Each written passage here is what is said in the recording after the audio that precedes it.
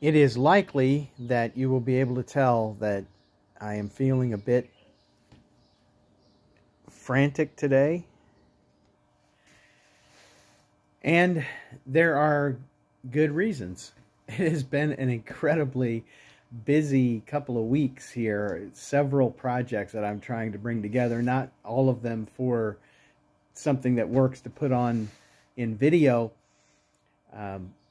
But yesterday, my normal schedule, I realized how kind of isolated and hermit-like I'm tending to be lately, because this simple thing of getting to go and celebrate the high school graduation of the daughter of some dear friends of mine just made everything kind of go crazy. But Taryn, just real quick, you are precious. You're precious to God. You're precious to your family. You're precious to the many friends who were there with obvious great joy, celebrating your life and your potential, your prospects for the future. And I just want to say again, Lord bless you as you go into your special year of discipleship study before whatever else it is that you're going to do. And we look forward to celebrating with you as you walk in the path God's laying out for you. I am also working on a semi-secret project. Some may have noticed that I've been posting some videos in a separate playlist that are just some hymn sings. That's my Sunday morning service time. I get to go and I press the PowerPoint button for our hymn sing with some folks from church, and we just have a great time singing the old hymns. And part of the reason I've been doing that is to practice up a bit for a present that I'm putting together. I better not say exactly what it is, because somebody who the person it's for may be watching this video before it's available to them on their birthday in a couple of days here. But real quick, I just want to share a couple things about the workbench project and the fact that I've finally gotten out some tools that I've had in storage for so long, and I'm just really looking forward to getting to put to use, especially a brad nailer. So just real quick, I'm going to walk you through the way that I'm setting up this workbench for now to test it out and see how what might work better. So here we go. The compressor is finally out of storage. Several years ago, in 2018, I bought a little piece of property that had an old tiny house on it, and I thought, well, this is where I'm gonna be. This is what I'm gonna do. I'm gonna fix up this little house. And so with the money that I set up to buy the property, I also bought some tools, and one of those things was a compressor, along with some other tools that I thought, well, this is what I'm gonna need to do this little house. And come to find out, it was really beyond my abilities and my resources, especially financial resources at the time. And I've shown that property a time or two. The house is no longer there. I didn't have enough money to fix it up, and I had to pay to tear it down. But in the process, things like the miter saw and this compressor and some other tools were things that I thought I was going to be using there.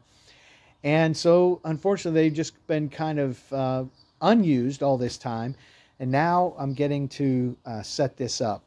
So I do think it's possible that I'm going to box in the bottom, maybe at least around the compressor, so that it doesn't like shake itself loose. I may figure some other way to mount it. It's on rubber feet. It's kind of hard to see in this light, but it's on rubber feet, and so maybe I'll do some recesses where just cut out some plugs where those can set in, or something else to kind of make sure that it's good and stable. I'm also going to figure, if I can, some other ways to organize around the table, including something I'll show you here. So I've got a 30-foot air compressor hose reel that I also bought about that same time. And at first I thought I wasn't necessarily going to be able to use it too well on this, but I then realized that probably I can mount it with this bracket that comes with it to the side.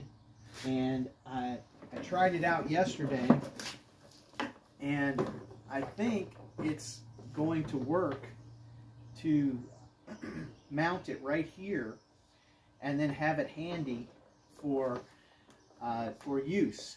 So I think this is the right post to put it on. I'm probably going to work with it a bit to then see if that's the right spot. And you might notice that I got the new wheels on, and I think they're going to be great. This is a very uneven floor, and I'm not sure you can see, but there's a lip here that made it was really hard for the 2-inch wheels to get up over, and these 4-inch wheels are going to I think work better. And they're real sturdy, more than enough weight control or weight bearing that will make it easy for this to work. I want to show you what I've got inside here to go along with a couple of extra hoses. The nice thing about this compressor is that it's got 2 outputs, so I can actually have a couple of things hooked up at the same time, and I got some very specific hopes for what I can do with that. Let's take a look at some of the tools.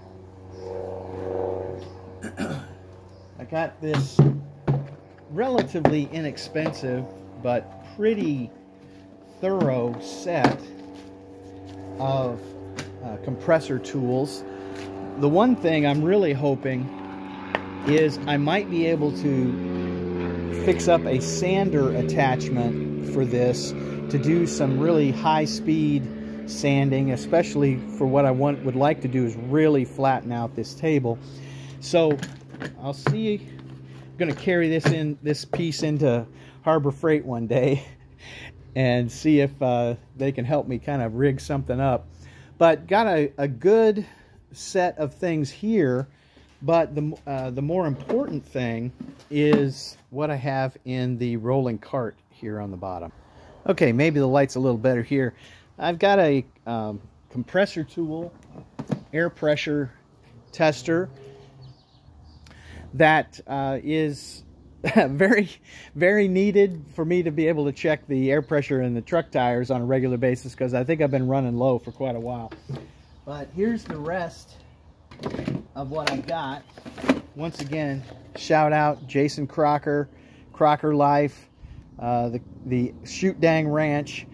I've got my palm nailer. I'll say it again. I wondered at the time, I thought, oh, this looks cool, but is this just some kind of weird thing that I think looks useful?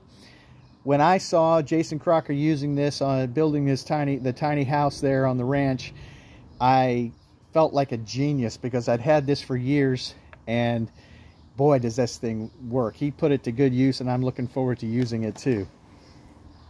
Here's the rest of it.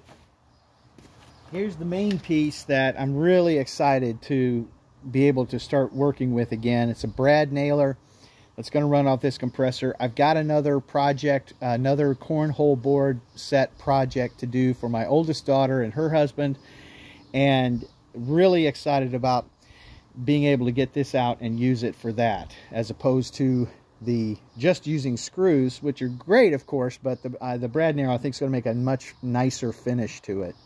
Here's another one. It was a Porter cable set, and I'm kind of a Porter cable fan, so I just got several things. And here's another nailer that's going to be handy, and like I said, can hook up 2 different things, so if I need to have 2 different applications going at once, then I'll have it ready to go. And then last but not least, a stapler, and this should be very useful too. It's, what is it? It's maybe 6 years old now, going on 6 years old as far as long as I've had it, and it's probably been used less than an hour, because I just haven't been able to get everything set up. So really excited for this. And in classic safety third fashion, oh, isn't it good that I've got my safety glasses tucked away for 6 years in this bin? that obviously they've never even come out of the packaging. Oh well. Anyway, that's the setup, and this is one of the projects that'll be coming up, is to get everything situated and test it out and try to learn a bit, and then we'll go from there. One of the things, I don't know if that'll be interesting or exciting. It's very exciting for me because I'm really looking forward to using these tools. I do promise I'm going to look at the directions and make sure that I'm keeping these lubricated and maintained correctly so they'll last a long time. I'm not good at that, but I'm going to try to be. But also, I'm thinking that I'm going to make some kind of flip-up extension, at least half as long as the table is already, maybe the whole length, another length of the table, so that when I put the planer on this end, I've got an outfeed. That was the only thing I was having a little trouble with, was the outfeed was getting away from me sometimes. So I'm probably going to be trying to add on something here that will flip up and flip down, and that's another project coming up, I hope. But it's a good thing I didn't try to do this on purpose and actually measure it out, because there's no way I could have gotten that almost exactly correct fit for this if I had tried to do it on purpose. And I think this is going to work as a start to kind of have this set up. And now I'm going to get the planer back on, because these are some pallet rescue boards that are relatively thin. I think it is just pine. Very rough on one side, but relatively flat and or easy to flatten. And so I'm going to run these through and clean them up a bit, take a little bit of an edge off the top, maybe a little bit more off the back, maybe get it down to like maybe it's 3/8, and then I'll run it through the table saw to straighten up the edges, and we'll also clean off the ends a little bit if there's a big crack or something like that. But got several of these boards. They could be something that could be used for the cornhole boards, but they've got quite a bit of flex to them, and that's something that I learned as I was watching some videos on that, is that there's actually a measurement for the amount of flex in a given cornhole board if you're looking at trying to make it for a like competition or something. So the other thing I have that I'm going to try to be cleaning up is coming soon. It's very unlikely that these will work for the cornhole boards, because there's a bit of bow and sometimes a little bit of a flex to them, and they're a little bit broken up. They're not actually complete, but I am going to practice, I think, with this, because we're going to clean these up and edge them, get everything as squared up as I can, and then I am going to try that exact cut down the middle to be able to try and do mirrored grains on something. And so these are very soft wood, so the table saw should be able to handle them just fine. And really looking forward to seeing what kind of grain patterns show up with these boards as well. I also am going to rig up some kind of power management. I've got a multi-plug power block that I'm going to mount maybe underneath. Not sure yet, just to keep it out of the way. And then I've got these really nice Tough Built tool bags that I went ahead and bought these clips for, and they can mount as well. And so I'll be able to keep pencils and rulers, little squares, whatever, also on those. So invariably when I say, okay, here's what I'm going to do, I come up with 3 different ideas that hopefully are better later on, so who knows how it's all going to turn out. But that's the main goal with the table right now, and we're going to try to get some planing done today too. Thanks very much for watching. I really appreciate all the feedback. When I posted the thing about those particular oak boards that I thought were oak, that I thought the grain was just great, it had some great responses. Thanks so much for the comments on that. And please, any comments you might have, I'd love to interact with you, and look forward to seeing what I can do, and anything that you might be working on. I'd love to know about that as well. Thanks to subscribers over the 100 mark, up to 110 the last time I looked, and that's just it's really a blessing. And it is true. I no matter what, no matter how frazzled I get because my schedule gets messed up, or I'm worried about this or wondering about that, I'm blessed and grateful, and thank you. And Tristan and Katrina, Lord bless you guys. It was so great to get fellowship with you yesterday. Thanks.